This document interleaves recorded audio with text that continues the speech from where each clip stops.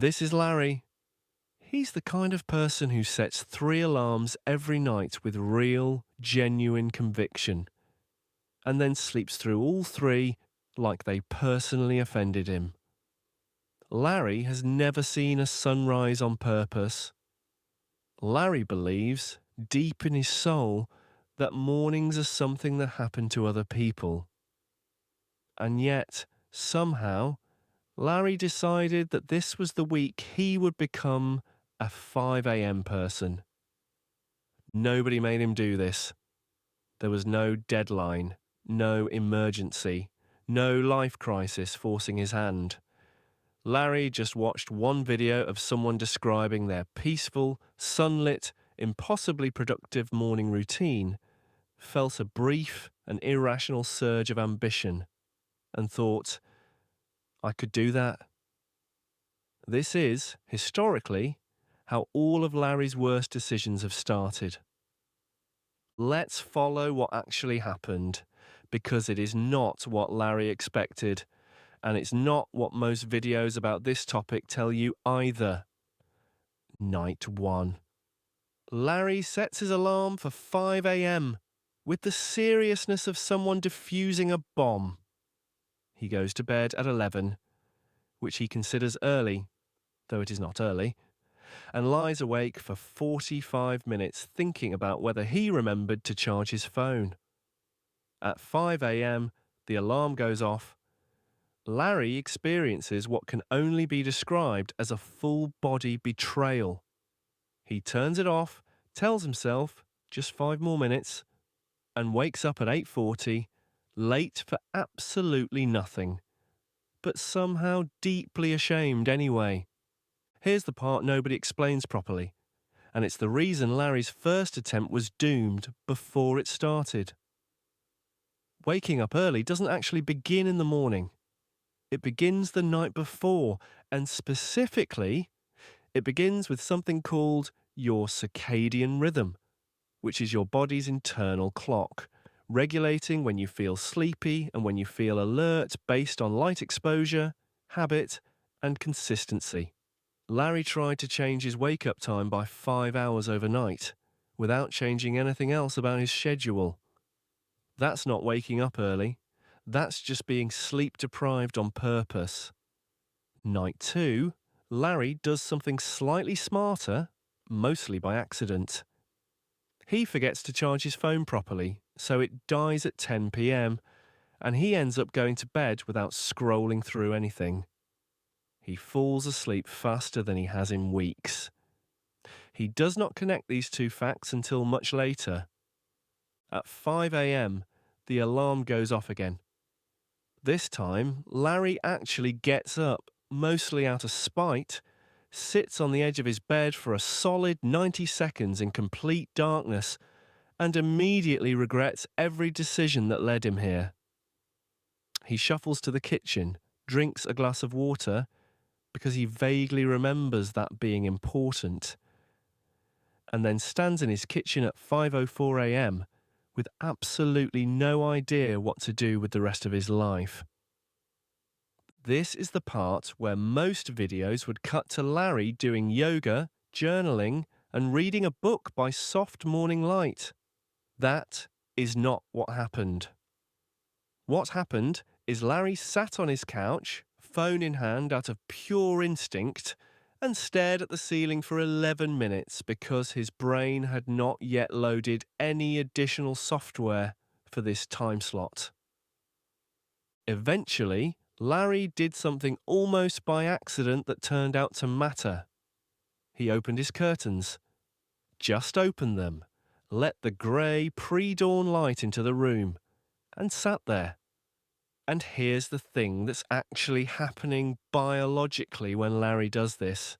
Whether he understands it or not, light exposure in the morning suppresses melatonin, the hormone that keeps you drowsy, and helps reset your circadian rhythm for that day. Larry wasn't doing a wellness ritual. He was accidentally doing the one thing that actually works. Day 3, Larry, feeling emboldened by his 11 minutes of staring at a ceiling, decides to add movement. He does not have a gym membership, or motivation, or honestly much coordination at 5:15 in the morning, so he does the only thing available to him.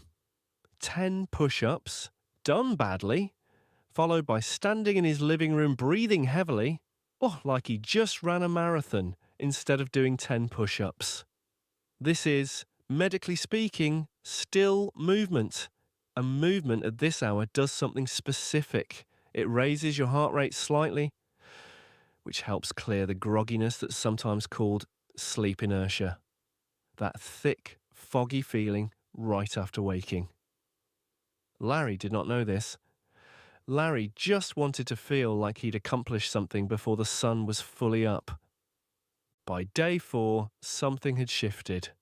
Though Larry couldn't quite explain what, he was still exhausted.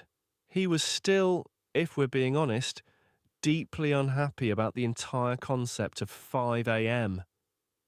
But he wasn't lying awake anymore, wondering if he'd charged his phone.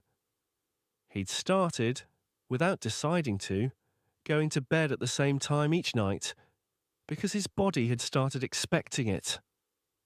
This is the part where Larry accidentally discovered something researchers have known for a while. Your brain doesn't just wake up at a set time out of willpower, it learns to expect it, the same way it learns to expect lunch at noon or a snack at 3 p.m. if you give it a consistent enough pattern to learn from.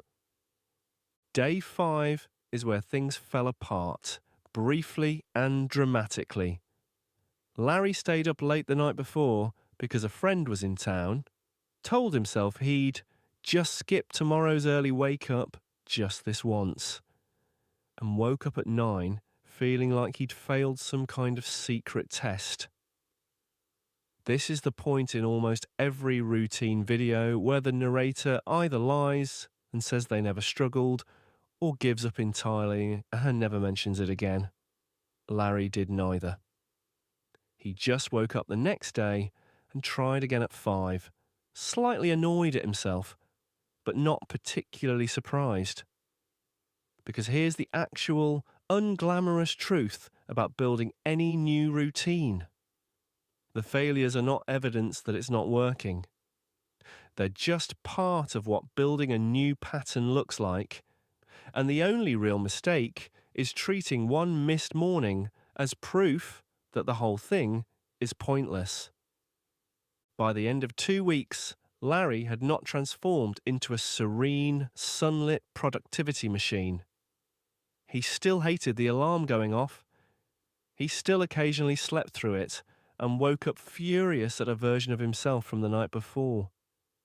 But something had genuinely changed. Waking up at 5, which had once felt like being physically dragged out of a warm ocean, now just felt like waking up. Mildly unpleasant, sure, but no longer a full-body crisis. He'd started using the quiet hour before the rest of the world woke up to do small things. Read a few pages, plan his day, sit with his coffee without immediately reaching for his phone, not because he'd become a different person, but because the hour had simply stopped feeling foreign. Here's what Larry's 2 weeks actually reveal, once you strip away the aesthetic of it. Waking up early isn't a personality trait some people have and others don't. It's mostly a side effect of consistent timing, morning light exposure, and just enough movement to clear the fog, stacked night after night, until your body stops fighting the transition. Larry didn't do anything heroic. He opened a curtain. He did some bad push-ups.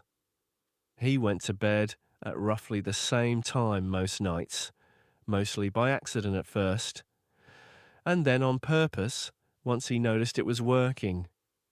The version of this that gets sold to you is usually a highlight reel. The sunrise, the journal, the perfectly poured coffee. What actually happens is closer to what Larry lived through. a full-body betrayal at 5 a.m., 11 minutes of staring at a ceiling, 10 terrible push-ups, and a curtain that let in more light than Larry expected it to. It's less inspiring than the version with the soft piano music, but it's the version that's actually true, and, as it turns out, the only version that actually works.